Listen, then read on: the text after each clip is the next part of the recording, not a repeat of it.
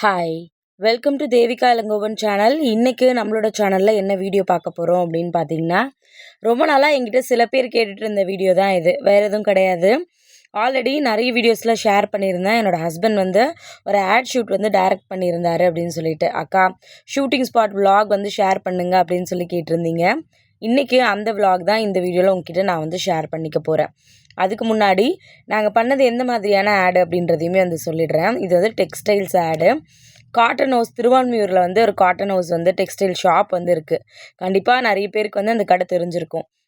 இப்போ அவங்க புதுசாக ஓஎம்ஆரில் வந்து காட்டன் ஹவுஸ் வந்து புதுசாக ஓப்பன் பண்ணுறாங்க. அதுக்காக நம்மக்கிட்ட ஒரு ஆட் பண்ணி கொடுக்க சொல்லி கேட்டிருந்தாங்க. க்ரீன் மேட்டில் தான் வந்து ஷூட் பண்ணியிருந்தோம்.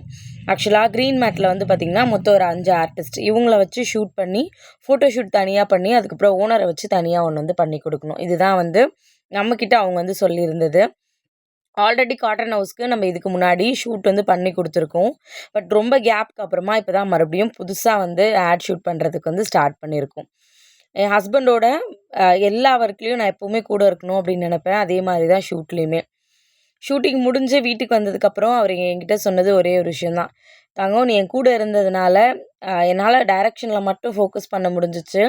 மீதி என்ன நடந்துச்சு ஷூட்டிங்கில் அப்படின்றதெல்லாம் எனக்கு வந்து தெரியாது. ஏன்னா எல்லாத்தையும் நீ வந்து பார்த்துக்கிட்ட அப்படின்னு சொல்லியிருந்தார். கல்யாணத்துக்கு ஆக போகிற டைமில் அடிக்கடி பேசிக்கிட்டே இருப்போம். கல்யாணம் ஆன புதுசுலேயுமே அடிக்கடி சொல்லுவார், நான் எப்போ வந்து நம்ம ஷூட் பண்ணாலும் நீ கண்டிப்பாக என் கூட இருப்ப அப்படின்னு சொல்லிட்டு. இந்த ப்ராஜெக்ட் கமிட் ஆன உடனே தங்கம் நம்ம புது ப்ராஜெக்ட் ஒன்று கமிட் பண்ணியிருக்கோம் அப்படின்னு என்றைக்கு சொல்ல ஆரம்பித்தாரோ அன்னையிலேருந்து இந்த ப்ராஜெக்ட் முடித்து அவங்க கையில் கொடுக்குற வரைக்குமே எல்லா விதத்துலேயும் நான் வந்து அவரோட வந்து இருந்தேன். எல்லா விஷயத்துலேயும் என்னை கூட தான் வந்து வச்சுருந்தார். லொக்கேஷன் பார்க்குறதுல ஆரம்பித்து ஆர்டிஸ்ட் செலக்ட் பண்ணுறதுல ஆரம்பித்து எல்லாமே. அன்றைக்கி மார்னிங் வந்து பார்த்திங்கன்னா 7 o'clock ஷூட்டிங் வந்து நம்ம பரணி ஸ்டுடியோவில் தான் வந்து வச்சுருந்தோம். ஆர்டிஸ்ட் எல்லாமே ஃபைனல் பண்ணது நானும் அவரும் சேர்ந்து தான் ஃபைனல் வந்து பண்ணியிருந்தோம். ஆக்சுவலாக இவர் வந்து என் ஹஸ்பண்டோட ஃப்ரெண்டு.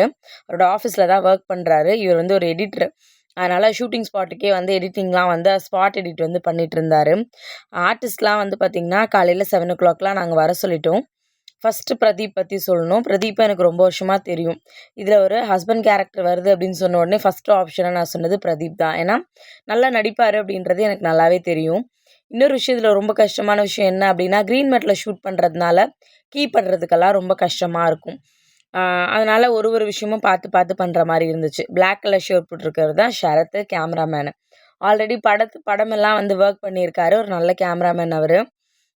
அவரை வச்சு தான் இந்த தடவை நாங்கள் வந்து ஷூட் பண்ணியிருந்தோம். ஃபைனலாக வந்து பார்த்திங்கன்னா ஷூட்டிங் டேக்கு முன்னாடி நிறைய ஒர்க்கெல்லாம் வந்து இருந்துச்சு. காஸ்ட்யூம் செலக்ட் பண்ணுறது, அதுக்கப்புறம் வந்து பார்த்திங்கன்னா லொக்கேஷன் போய் பார்க்குறது, இந்த மாதிரி நிறைய ஒர்க்கெல்லாம் இருந்துச்சு.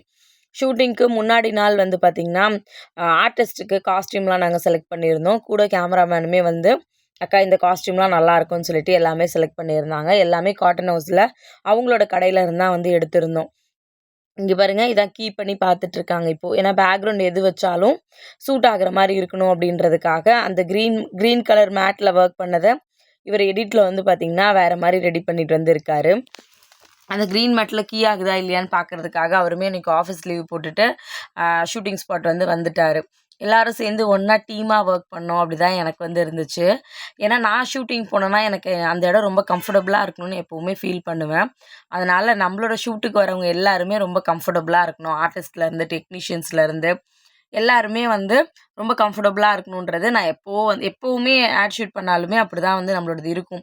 அடுத்த தடவை நம்ம கால் பண்ணும்போது அவங்க ஷூட்டுக்கு போனால் ரொம்ப கம்ஃபர்டபுளாக இருக்கும் அப்படின்னு நம்பி வரணும் அப்படி தான் நினப்பேன். ஷூட் முடிஞ்சுட்டு போகும்போது எல்லாரும் சொன்னது, எங்களுக்கு ஒர்க் பண்ண மாதிரியே தெரியல, ரொம்ப கம்ஃபர்டபுளாக இருந்துச்சு, எப்படா ஷூட் முடியும் அப்படிலாம் ஒரு செகண்ட் கூட தோணவே இல்லை, எங்களை ரொம்ப கம்ஃபர்டபுளாக பார்த்துக்கிட்டீங்க அப்படியெல்லாம் வந்து சொல்லியிருந்தாங்க. காலையில் அவரோட நானும் 7 மணிக்கு வந்தாச்சு. வந்துட்டு பூஜைலாம் வந்து போட்டு முடிச்சிட்டோம். அதுக்கப்புறம் ஆர்டிஸ்ட்டுக்கு காஸ்ட்யூம்லாம் செலக்ட் பண்ணோம். நாங்கள் பண்ண ஒரே ஒரு சின்ன மிஸ்டேக் என்னென்னா, காஸ்ட்யூமர் வந்து அரேஞ்ச் பண்ணல. லாஸ்ட் மினிட்ல அதை மறந்துட்டோம். அதனால் காலையில் வந்து பார்த்திங்கன்னா ஷூட்டிங் ஒரு 1 hour வந்து லேட் ஆச்சு. காஸ்ட்யூமர் வந்ததுக்கப்புறமா ஆர்டிஸ்ட்டுக்கான காஸ்ட்யூம் எல்லாமே கொடுத்துட்டு அயனிங் கொடுத்துட்டு அதுக்கப்புறம் தான் நான் ரெடியாக ஆரம்பித்தேன். காலையிலே வந்து பார்த்திங்கன்னா ப்ரொடக்ஷன் வச்சுருந்தோம். டீ, காஃபி, உங்களுக்கு டிஃபன் எல்லாமே அவங்களே வந்து அரேஞ்ச் பண்ணி வச்சுருவாங்க. காலையில் ஒரு ஆர்டிஸ்ட்டாக டெக்னீஷியனாக போய் எல்லாரையும் சாப்பிட சொல்லிவிட்டு நான் லாஸ்ட்டில் தான் போய் சாப்பிட்ருந்தேன். எல்லாருக்கும் என்னென்ன தேவைன்னு சொல்லிட்டு எல்லாத்தையும் எடுத்து கொடுத்துட்டு அதுக்கப்புறமா தான் நான் மேக்கப் போட்டு ரெடியாக ஆரம்பித்தேன். ஏன்னா நானுமே இதில் ஒரு சின்ன கேரக்டர் ஒன்று வந்து பண்ணியிருந்தேன். அதனால் எல்லாருக்கும் என்னென்ன ஒர்க்குன்றத பிரித்து கொடுத்துட்டோம் அப்படின்னா அதுக்கப்புறம் நம்ம ஃப்ரீயாக ஒர்க் பண்ணலாம் அப்படின்னு சொல்லிட்டு நானுமே வந்து உட்காந்தாச்சு. இவங்களுக்கு சேலரி போடுறதுலேருந்து ஆரம்பித்து எல்லாமே முன்னாடி நாள் நைட்டே யார் யாருக்கு என்னென்ன அமௌண்ட்லாம் கொடுக்க போகிறோம் அப்படின்னு சொல்லிட்டு எல்லாத்தையுமே எழுதி வந்து வச்சாச்சு. 9:30க்கு வந்து ஷூட்டிங் வந்து ஷார்ப்பாக ஸ்டார்ட் பண்ணணும்னு பிளான் பண்ணியிருந்தோம். பட் 10:30 கிட்ட ஆயிடுச்சு. கீ பண்ணுறதுக்கு அங்கே கொஞ்சம் லேட் ஆச்சு. கீனா வந்து அந்த க்ரீன் கலர் இருக்குல்ல, அதில் வந்து வேறு பேக்ரவுண்ட் தான் கண்டிப்பாக வைக்க போகிறோம். பட் நம்ம வந்து க்ரீன் மேட்டில் ஷூட் பண்ண மாதிரி தெரியாமல் வேறு பேக்ரவுண்ட் வைக்கிறதுக்கு கம்ஃபர்டபுளாக இருக்க மாதிரியான வேலை தான் வந்து பண்ணிட்டு இருந்தாங்க. அதுக்காக தான் கொஞ்சம் டைம் இருந்துச்சு. அவர் தான் வந்து அடிக்கடி என்கிட்ட அங்கே கரெக்டாக போயிட்டுருக்கான்னு கால் பண்ணி கேட்டுக்கிட்டே இருந்தேன். அதே மாதிரி ப்ரொடக்ஷனில் இருக்கவங்ககிட்ட வந்து காலையிலே சொல்லியாச்சு. மேக்கப் பண்ணாவும் இவங்க மேக்கப் ஹேர் ட்ரெஸ் பண்ணுறவங்களும் காலைல வந்து சாப்பிடல. அது மட்டும் இல்லை ஆர்டிஸ்ட் எல்லாருக்கும் டெக்னீஷியன்ஸ் எல்லாருக்குமே 11 ஜூஸ் ஏதாவது வாங்கிட்டு வந்துருங்கன்னு சொல்லிட்டு எல்லாத்தையும் ஒன்று ஒன்றா நான் தான் பண்ணிகிட்ருக்க மாதிரி வந்து இருந்துச்சு.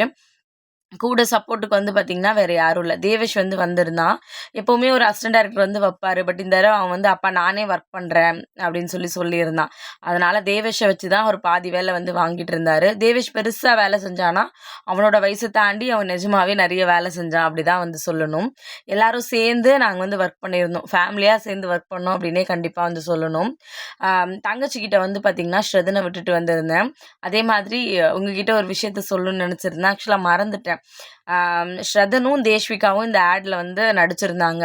என்கிட்ட வந்து ஒரு ஃபேமிலியாக வேணும். எப்படின்னா ஒரு தாத்தா பாட்டி அவங்களுக்கு வந்து ஒரு பேரன் பேத்தி இருக்க மாதிரி ஒரு கான்செப்ட் ஒன்று வந்து பண்ண வேண்டியது இருந்துச்சு.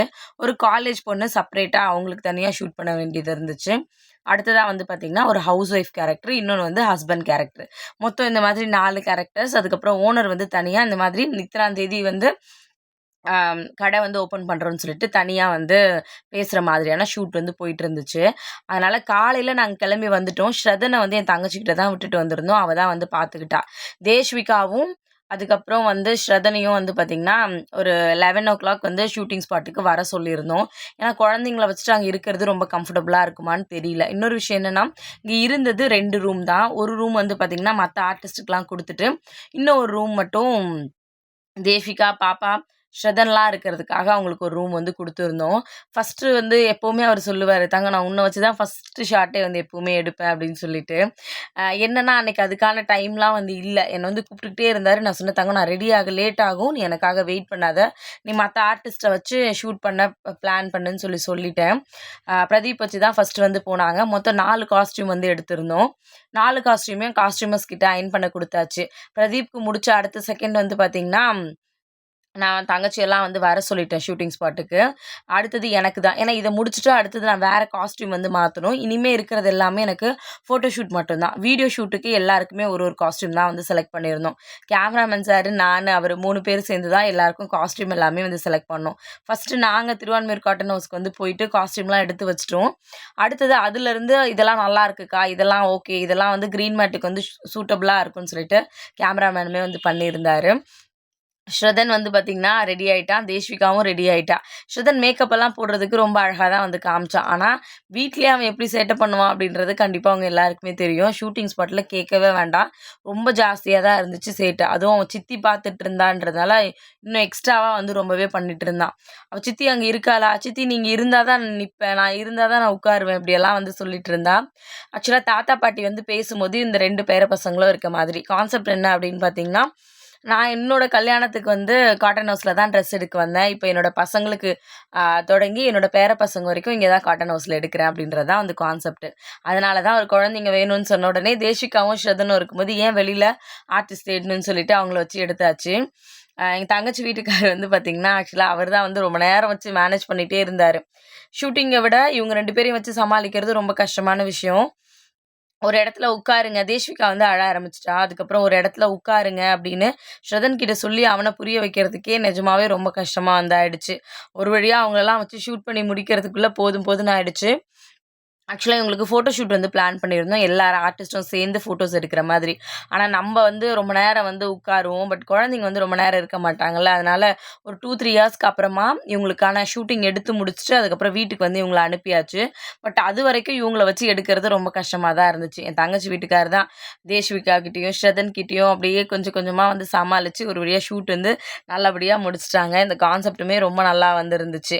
ஒரு பக்கம் ஷூட்டிங் போயிட்டுருக்கும். நான் அடுத்த காஸ்டியூம் அயர்ன் பண்ண குடுத்துருவேன். அடுத்தது இவங்களுக்கு இந்த மேக்கப் போடுங்க, இந்த சாரி எல்லாம் நீங்க அடுத்தது வந்து கட்டுங்க, இந்த ஜுவல்ஸ் எல்லாம் போடுங்கன்னு ஆர்டிஸ்ட் எல்லாருக்கும் சொல்லணும். அதே மாதிரி நடுவுல ப்ரொடக்ஷன்ல போயிட்டு ஆனா எல்லாருக்கும் டீ வேணுமா, ஜூஸ் வேணுமா கூப்பிட்டு கேட்டு வந்து குடுங்க அப்படின்னு சொல்லிட்டு அதுக்கான வேலையுமே வந்து பார்த்துட்டுருந்தேன்.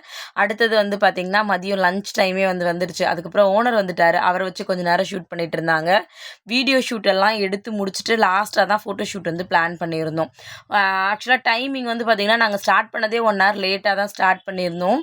ஓனர் ஷூட் பண்ணிட்டு கிளம்பும்போதே மணி பார்த்தீங்கன்னா 3:30 மணிக்கிட்ட வந்து ஆயிடுச்சு. எங்களுக்கு 6:00 வரைக்கும் தான் வந்து ஷூட்டிங்கில வந்து டைம். அந்த லொக்கேஷன்ல வந்து டைம். அதுக்கு மேல போனா 1 ஹவருக்கு வந்து 3000 கிட்ட ஏதோ சொல்லியிருந்தாங்கன்னு நெனைக்கிறேன். அதனால அதுக்குள்ள ஷூட் முடிக்கணும். 3 மணிக்கு ஆக்சுவலா ஓனர் வந்து கிளம்பிட்டாரு. மத்தவங்க எல்லாருக்கும் ஃபுட்டெல்லாம் குடுத்து, அடுத்த காஸ்டியூம் எல்லாம் அயர்ன் பண்ண குடுத்து, எல்லாரையுமே ரெடி பண்ணியாச்சு. ஒருத்தங்க ரெடியாகி வர்றதுக்குள்ள, இன்னொருத்தங்களுக்கு காஸ்டியூம் குடுத்து, அவங்கள ரெடியாக சொல்லிடுவேன். ஹேர் மாத்த சொல்லிடுவேன். இது எல்லாமே வந்து ஒண்ணு ஒண்ணா பார்த்து பார்த்து தான் வந்து பண்ணியிருந்தோம். நிஜமாவே அன்னைக்கு டே வந்து அப்படியே ஒரு மாரி ரொம்ப டென்ஷனா வந்து இருக்கும் அப்படிதான் நெனச்சேன். பட் ரொம்ப ஹரிபரியா தான் இருந்துச்சு. ஆனா ரொம்ப டென்ஷனாலாம் இல்ல. எனக்கு தெரிஞ்ச சின்ன சின்ன சஜஷன்ஸ் வந்து நான் என் ஹஸ்பண்ட் கிட்ட சொல்லிட்டே இருந்தேன். அவருக்கு எப்பவுமே நான் கூட இருந்தேன் அப்படின்னா, ரொம்ப கான்ஃபிடென்ட்டா ஒர்க் பண்ணுவாரு. ஒர்க் பண்றத தாண்டி "நீ என் கூடவே இரு" அப்படின்னு சொல்லிட்டே இருப்பாங்க. ஆனா என்னால ஃபுல் டே லொகேஷன்ல வந்து இருக்க முடியல. இங்கேயும் அங்கேயும் மாறி மாறி தான் வந்து இருந்தேன். ஏன்னா பக்கத்துல வந்து ஆர்டிஸ்ட்டோட ரூம் இருந்துச்சு. அதனால ஒரு ஒரு விஷயமும் பார்த்து பண்ற மாரி இருந்துச்சு. ஃபைனலா ஷூட்டிங் எல்லாம் முடிச்சுட்டு எல்லாரும் கிளம்பும்போது எல்லாரும் சொன்னது எங்களுக்கு ரொம்ப சாட்டிஸ்ஃபேக்ஷனா இருந்துச்சு. அடுத்தது சீக்கிரமா வந்து அடுத்த ஆடுக்கு எங்கள கூப்பிடுங்கன்னு சொல்லியிருந்தாங்க. ஆர்டிஸ்ட்டா என்னால அத கண்டிப்பா ஃபீல் பண்ண முடியும். அதே மாரி டெக்னீஷியன்ஸ் அண்ணா எல்லாருமே ரொம்ப ஹேப்பியா வந்து போயிருந்தாங்க. நான் கேட்டிருந்தேன், "அண்ணா உங்களுக்கு கம்ஃபர்டபுளா இருந்துச்சா? ஏதாவது இதுல உங்களுக்கு குறை இருந்துச்சான்னு?" கேட்கும்போது, "அம்மா எங்களுக்கு ஒர்க் பண்ண மாரியே தெரியல. ரொம்ப கம்ஃபர்டபுளா இருந்துச்சு." அப்படின்னு வந்து சொல்லியிருந்தாங்க. இது என்னோட 2ண்ட் காஸ்டியூமு. எல்லாருக்குமே 2ண்ட் காஸ்டியூம் மாத்தி எடுத்தாச்சு. எல்லாருக்குமே செப்பரேட்டா வந்து பார்த்தீங்கன்னா, ஃபோட்டோ ஷூட் பண்ற மாரி இருந்துச்சு. எனக்கு தனியா ஃபோட்டோ ஷூட்டு, அதுக்கப்புறம் ஆர்டிஸ்ட் எல்லாருக்கையும் தனித்தனியா எடுத்துட்டு, அதுக்கப்புறம் 5 பேரும் சேர்ந்து இருக்க மாதிரியான ஃபோட்டோஸ் எல்லாமே வந்து எடுத்திருந்தோம். இது என்னோட 2ண்ட் காஸ்டியூமு. எல்லாமே காட்டன் ஹவுஸ்ல இருந்து தான் வந்து சாரி, ப்ளவுஸ் எல்லாமே வந்து எடுத்திருந்தோம். லாஸ்ட் காலேஜ் கேர்ளுக்கு மட்டும் காலேஜ் படிக்கிற மாதிரியான ஒரு கேரக்டருக்கு மட்டும் வந்து பார்த்தீங்கன்னா, மொத்தம் 5 காஸ்டியூம் வந்து இருந்துச்சு. ஃபைனலா நாங்க நெனச்ச மாதிரி 6 மணிக்கு முடிக்கணும்னு நெனச்சோம். ஒரு 5:30க்குலாம் வந்து முடிச்சாச்சு. எல்லாரும் ரொம்ப ஹேப்பியா வந்து கெளம்பிட்டாங்க. அதுக்கப்புறம் நாங்க அங்கருந்து ஸ்டுடியோக்கு எவ்வளோ பேமெண்ட் குடுக்கணும் எல்லாத்தையும் செக் பண்ணி குடுத்துட்டு, அதுக்கப்புறம் நாங்களுமே வந்து கெளம்பிட்டோம். நிஜமாவே ரொம்ப நாள் கழிச்சு என்னோட ஹஸ்பண்ட் டைரக்ட் பண்றது வந்து எனக்கு ரொம்ப ஹேப்பியான ஒரு விஷயம். நான் வந்து அவரோட டைரக்ஷன்ல நடிக்கிறது எனக்கு இன்னும் ரொம்ப ஹேப்பி. ஏன்னா நாங்க ஃபர்ஸ்ட்டு மீட் பண்ணதே அப்படிதான். அதனால எனக்கு பழைய ஞாபகம்லாம் வந்து அடிக்கடி வந்துட்டு வந்துட்டு போயிட்டு இருந்துச்சு. வீட்டுக்கு வந்ததுக்கப்புறம் அவர் சொல்லிட்டே இருந்தாரு, "தங்கம் நீ எவ்வளோ வேல பாத்த தெரியுமா? உனக்கு கொஞ்சம் கூட டயர்டா இல்லையான்னு?" எனக்கு நிஜமாவே டயர்டாலாம் இல்ல. ரொம்ப ஹேப்பியா தான் வந்து வேலை பார்த்தேன். எனக்கு ஒரு நாளும் ஐயய்யோ! நம்ம பார்த்த வேலை இவ்வளோ கஷ்டமா இருந்துச்சு எல்லாம் யோசிக்கவே இல்ல. நான் நெனச்ச மாதிரி நெனச்சத விட சூப்பராவே ஷூட்டிங் வந்து நல்லபடியா முடிஞ்சுச்சு. இப்போ கிளையண்ட்டுமே ரொம்ப ஹேப்பி. அவர் பண்ணி குடுத்த வொர்க் எல்லாமே ரொம்ப புடிச்சிருந்துச்சுன்னு சொல்லியிருந்தாங்க. காட்டன் ஹவுஸ்க்கு அவர் பண்ணியிருந்த ஆட் ஆக்சுவலா நியூஸ் சேனல்லாம் வந்து வந்திருந்துச்சு. அதையுமே நெறைய பேர் பார்த்துட்டு சொல்லியிருந்தீங்க. எங்களோட ஷூட்டிங் வந்து இப்படிதான் வந்து போச்சு. ஃபைனலா ஃபோட்டோ ஷூட் எல்லாம் நல்லபடியா முடிச்சுட்டு, அதுக்கப்புறமா நாங்க வந்து கிளம்பி வந்து இருந்தோம். இனிமே நெறைய ஒர்க் பண்ணணும், நெறைய ஆட் ஷூட் பண்ணணும் அப்படின்னு வந்து அதுக்கான முயற்சி தான் வந்து பண்ணிட்டுருக்கோம். நெறைய பேர் அவருக்காக நீங்க விஷ் பண்ணியிருந்தீங்க. எல்லாருக்குமே பர்சனலா ரொம்ப தேங்க்ஸ் சொல்லிக்கிறேன். ஏன்னா, அவர் ஒரு புது விஷயம் பண்றாரு, அடுத்த விஷயத்துக்கு போறாரு அப்படின்னும்போது, அக்கா என்னோட அண்ணாக்கு நான் பர்சனலா விஷ் பண்ணுங்கன்னு சொன்ன நெறைய பேர் இருக்கீங்க. உங்க எல்லாருக்குமே ரொம்ப தேங்க்ஸ். எங்களோட ஷூட்டிங் இப்படிதான் வந்து இருந்துச்சு. இந்த வீடியோ கண்டிப்பா உங்களுக்கு புடிச்சிருக்கும் அப்படின்னு சொல்லிட்டு நானுமே வந்து நம்புறேன். வீடியோ புடிச்சிருந்துச்சா? இல்லையா? அப்படின்றத மறக்காம கமெண்ட்ல வந்து சொல்லுங்க.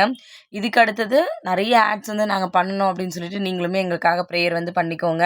Thank you so much. Daily நான் போடுற வீடியோஸ்க்கு நெறைய லவ் அண்ட் சப்போர்ட் வந்து குடுக்குறீங்க. கண்டிப்பா இந்த வீடியோவும் உங்களுக்கு ரொம்ப புடிச்சிருக்குன்ற நம்பிக்கையோட நானுமே கிளம்புறேன். மறுபடியும் நாளைக்கு பார்க்கலாம். Thank you.